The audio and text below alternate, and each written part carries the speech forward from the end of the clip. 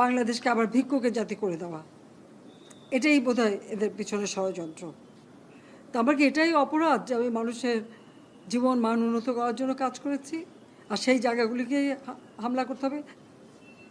সেটাই হচ্ছে সবথেকে দুঃখজনক, যে দিন রাত অক্লান্ত পরিশ্রম করে বাংলাদেশটাকে যখন একটা জায়গায় নিয়ে আসলাম, আজকে সেখানে দেখি এই একদিকে জ্বালাও পোড়াও সব কিছু।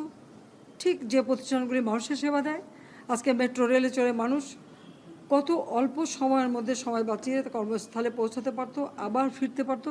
সেখানে ছাত্ররা, চাকরিজীবী, সাধারণ মানুষ সবাই তো যেতে পারতো। সেই স্টেশনগুলি পুড়িয়ে এখন ট্রাফিক জ্যাম, মানুষের কষ্ট।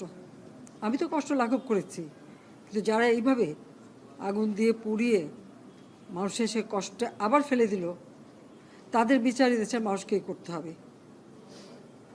আমি খালি সকলের সহযোগিতা চাই।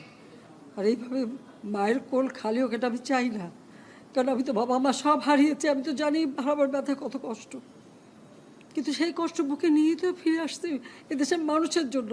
এখানে আমার তো কোনো চাওয়া পাওয়া নেই। আমি তো আমাদের ছেলে মেয়ের জন্য কিছু করিনি, শুধু তাদের লেখাপড়া, নিজেরাই চাকরি করছে, নিজেরাই পড়েছে। আমি কতটুকু করতে পেরেছি, কিন্তু আমি দেশের মানুষের জন্য করেছি। আজকে অন্তত মানুষের ভাত কাপড়ের ব্যবস্থা, চিকিৎসার ব্যবস্থা, তাদের কাজের সংস্থা সবই তো করে দিচ্ছিলাম। যখন আমরা এক উন্নয়নশীল দেশে মর্যাদা পেলাম, তখনই এই তাণ্ডব করে ঠিক যে জায়গাগুলি মানুষের সেবা করবে সেই জায়গাগুলিতেই আঘাত। শিক্ষা প্রতিষ্ঠানে হল ভেঙে দেওয়া। সবচেয়ে দুর্ভাগ্য যে ভিসির বাড়িতে আগুন দেওয়া। এর আগেও একবার ঢাকা ইউনিভার্সিটিতে ভিসির বাড়িতে আগুন দিয়েছিল, আপনাদের মনে আছে? রংপুরে সেখানে আগুন দিয়েছে, ময়মনসিংহ কৃষি বিশ্ববিদ্যালয় থেকে শুরু করে বিভিন্ন জায়গায় এই তাণ্ডব চালিয়েছে। রাজশাহীতে এই তাণ্ডব চালিয়েছে।